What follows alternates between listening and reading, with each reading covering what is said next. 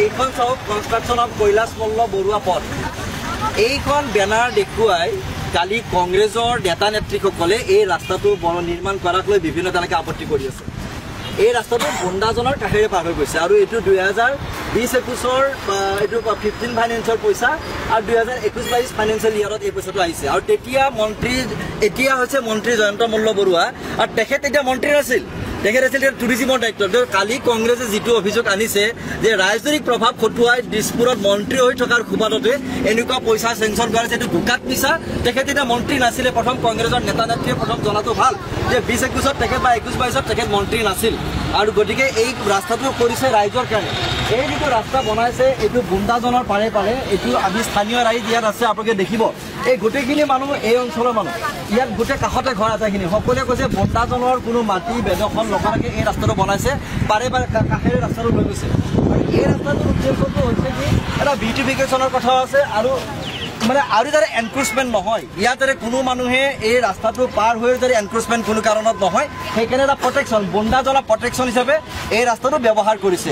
আৰু ইয়াত মানুহে খোজকাঢ়িব পাৰে। আৰু স্থানীয় মানুহে সকলোৱে কৈছে, আপোনালোকে শুনিব, স্থানীয় মানুহে প্ৰত্যেকে কৈছে ৰাস্তাটো বনোৱাৰ কাৰণে তেওঁলোকৰ যথেষ্টখিনি সুবিধা হৈছে। বন্দাজনৰ মাটিৰে নহয়, আমাৰ সেই খাচ মাটিৰে, আমাৰ সেই মাটিৰ মাথাৰে আপোনাৰ ঘাৰেৰে ৰাস্তাটো নিৰ্মাণ কৰিছে। আচ্ছা, আপোনাৰ ইয়াত কিমান বছৰ হ'ল? মোৰ 81-ৰ পৰা 1981-ৰ পৰা ইপিনে 25 বছৰ, সেইপিনে আপোনাৰ 19 বছৰ, তাৰ প্ৰায় তাৰমানে আপোনাৰ 45 বছৰৰ ওচৰত আপুনি ইয়াত আছে, মই যিটো বুজিলো। আচ্ছা, এই ৰাস্তাটো বনোৱাৰ কাৰণে পানী ওলাই যোৱাত বন্দাজনৰ কিবা অসুবিধা হৈছে নেকি? একো অসুবিধা হোৱা নাই, আপোনাৰ সুবিধাহে কৰি দিছে। আপোনাৰ সিপিনে ৰাস্তাটোৰ লগে লগে আপোনাৰ সিপিনে এটা পাৰ্ট আছিলে আগত, এতিয়া 4টা পাৰ্ট কৰি দিছে। 4টা পাৰ্ট কৰিছে, তাৰমানে এতিয়া পানী ওলাই যোৱাত বহুত সুবিধা হৈছে। বহুত সুবিধা হৈছে। আগতে জমা হৈ আছিলে, ফুল হৈ গৈছিলে, তাৰ পৰা আমাৰ পিনে বাগৰি আহিছিলে, এতিয়া বাগৰে নাহে, আপোনাৰ ওলাই গুচি যায়। তাৰমানে এতিয়া স্থানীয় মানুহখিনিৰো সুবিধা হৈছে, বহুখিনি সুবিধা হৈছে। আচ্ছা, আৰু এটা কথা হলো, এই যে তেওঁলোকে কৈছে মন্ত্ৰীৰ ঘৰলৈকে যাবৰ কাৰণে এই ৰাস্তাটো বনাইছে, কিন্তু আমিতো দেখিছো মন্ত্ৰীৰ মূল গেটটো বেলেগ কিনিহে আছে ঘৰৰ, আৰু তেওঁৰো দেউতাকে মাটি কিনিছে এইটো 1980, এতিয়া নহয় 1980। এতিয়া আপোনাৰ বোধহয় 1 বছৰ আগত, আপুনি যদি 81, তেখেতৰ বোধহয় 80, 1 বছৰ আগত তেখেতৰ মূল গেট বেলেগ। আমি যিটো অনুমান কৰিছো ৰাস্তাটো আহি তেখেতৰ ঘৰলৈকে যোৱা ৰাস্তাটো নহয়, এইটো তেখেতৰটো বেলেগ পিনে অহা যোৱা কৰে, ওচৰ সুবিধা সেইকাৰণে যাব পাৰিতো বেলেগ কথা। তেখেতৰ ৰাস্তা বেলেগ, আপোনাৰ এইটো ৰাইজৰ কাৰণে কৰিছে, ৰাইজে চলি আছে এতিয়া, তেখেতে চলা নাই, আপোনাৰ ৰাইজেহে চলি আছে। 100 বছৰ আপোনাৰ আগৰ মানে আপোনাৰ পিতৃ মাতৃ আপোনাৰ আটা আইতা চাগে ইয়াত আছিল, এখেতৰ পৰিয়াল 100 বছৰৰ পৰা আছে ইয়াত। আমাৰ পৰিয়ালটোতো 100 বছৰৰ পৰা আছে। ৰাস্তাটো বনোৱাৰ কাৰণে বহুত ভালেই হৈছে, ভাল পাইছে। মুকলিকে কওক, আমাৰ কোনো ক'বলগীয়া নাই। আগতেতো কাঠৰ দলং আছিল, অলপে পানী গৈছিল, তেতিয়া বানপানী হৈছিল।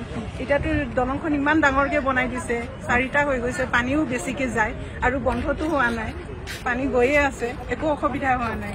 এইটো ৰাইজৰ কাৰণে বনাইছে, বীৰকুছিৰ কাৰণে বনাইছে, বীৰকুছি গোটেই বীৰকুছি গুণ্ডা হেৰি কি কয় চৰি কুল্টাকুছি ইফালে ভিতৰলৈকে আছে, চব ইফালেদি অহা যোৱা কৰে, ইটো ৰাস্তা দি অহা যোৱা কৰে। এই ৰাস্তা বনোৱাৰ পৰা আৰু চাইডৰ ফালে পানীও নাযায়, বহুত সুবিধা হৈছে।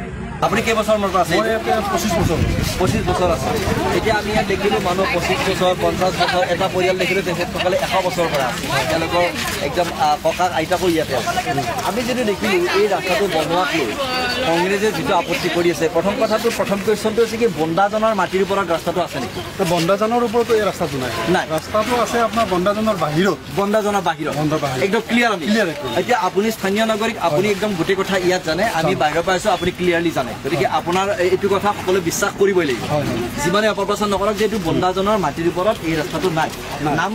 এতিয়া মেইন কথা হৈছে কি এইটো বিলটো সংৰক্ষিত হ'ল, এই ৰাস্তাটো বনাই দিয়াৰ লগে লগে এতিয়া বিলটো দখল কৰিব নোৱাৰে, একদম মূল কথা কৈছে। এইটো 1 নম্বৰ কথা হ'ল কি এতিয়া বিলটো দখল কৰিব নোৱাৰে।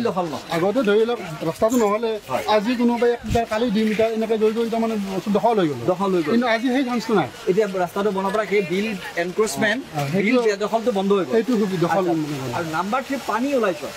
এই যে বিৰোধী দল কংগ্ৰেছে অভিযোগ কৰিছে যে আপোনাৰ পানী ওলাই যোৱাত কিবা অসুবিধা পাইছে নেকি? পানী ওলাই যোৱাটো সুবিধা ঠিকেই আছে, ড্ৰেইন আছে, প্ৰত্যেকে ড্ৰেইনেৰে পানীবিলাক ওলাই আহিছে, আৰু পানীৰো নাযায়, এইখিনিতো কোনো জলাশয় নাই, নাই, এইখিনি পানীটো কোনো ৰাস্তাই নাই। পানী আমি চিধাকে ওলাই যোৱা পানী আপোনাৰ দলংটো ওলাই ধুনীয়াকৈ পানী ওলাই ব্ৰহ্মপুত্ৰত পৰিছে, ব্ৰহ্মপুত্ৰত পৰিছে এইটো পানী। তাৰমানে যিটো বুজিলোঁ এইটো অপপ্ৰচাৰত ধৰি কংগ্ৰেছৰ একো নহয়, একচুৱেল প্ৰেক্টিকেল কথাটো এইখিনিয়ে।